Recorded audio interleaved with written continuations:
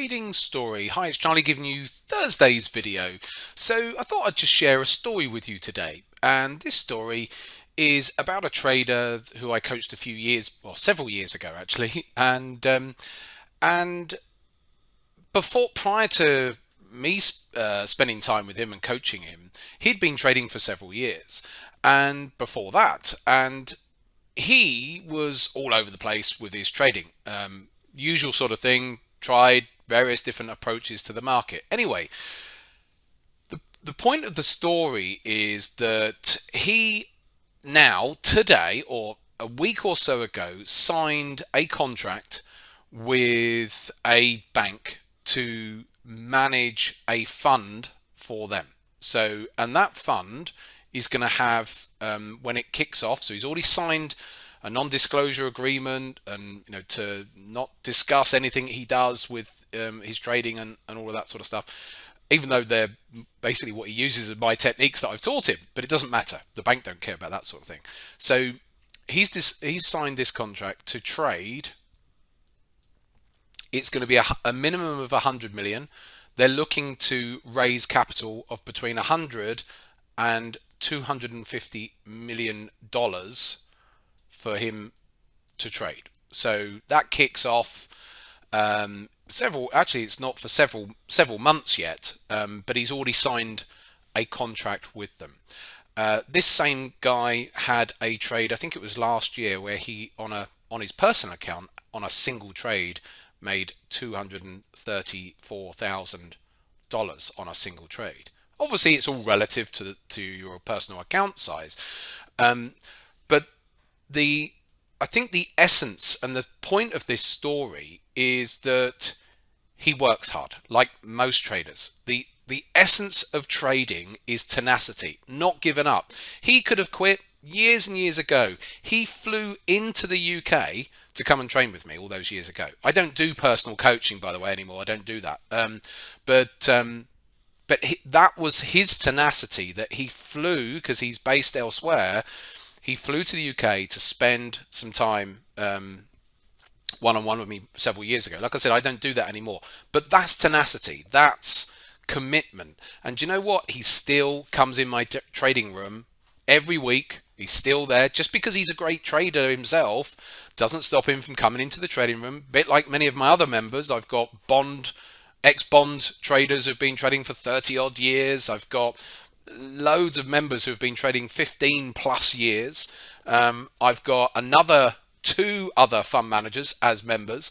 So, but the point is, with all of those, doesn't matter how experienced they become, they still come into the trading room as well, and they're still part of the community, because that's the point of it. It's that constantly keeping on top of whatever your personal game is. So whatever your game is in relation to your trading, make sure you never stop that work. And that comes under maybe the word tenacity, that willingness to never give up, never quit, even when things are going a little bit tougher your way. Maybe you're going into a drawdown, whatever it might be.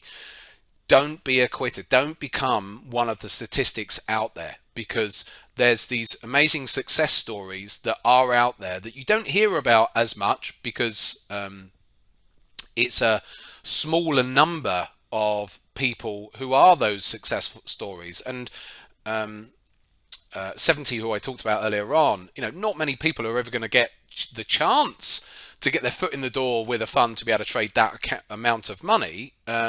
He's very well connected as well, but nevertheless, he still had to put the commitment in and he had that tenacity to keep at it, because he still has as successful as he is as a trader, he still has drawdowns, runs of loss, losing trades, and all of that as well.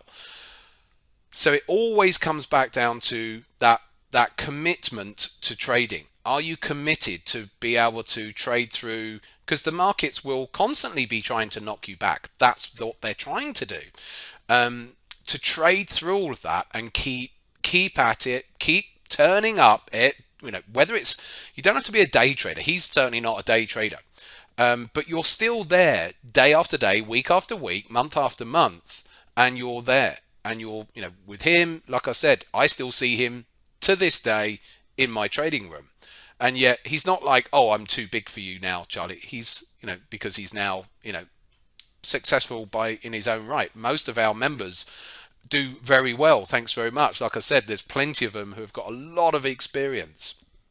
And they know the market, but they're there, they're in front of the markets, week in, week out, outside of their work. A lot of them have got full-time jobs as well, and so they're certainly not. You don't have to be day trading, but you still need to have that level of commitment. Whatever that commitment is for you around your family, around your work, you still need to have that tenacity to just keep going. And it's that brings about these success stories. So there you go. There's a little bit of a trade story for you today. Just had it in my mind here this morning. I think it's a fantastic story.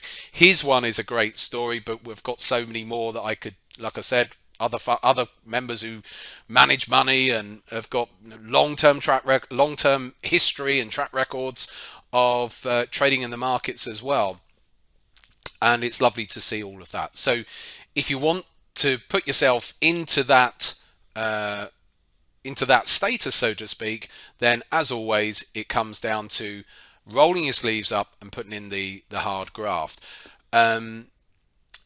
The final thing to mention is it's a bit like trading is like having a pot of water on a stove. You have to give that water constant heat in order, otherwise it will go cold. And so if you always keep that at the back of your mind, we've got to give it that constant heat. There's going to be times when you have to take a month or two away because you're very busy with work or life. Life gets in the way for people. I get that. But always keep coming back to it and try and keep that water warm, because the more that you do that, the more over time you just get better and better as a trader. That's my thoughts for this Thursday. I shall be back at the weekend. Take care for now.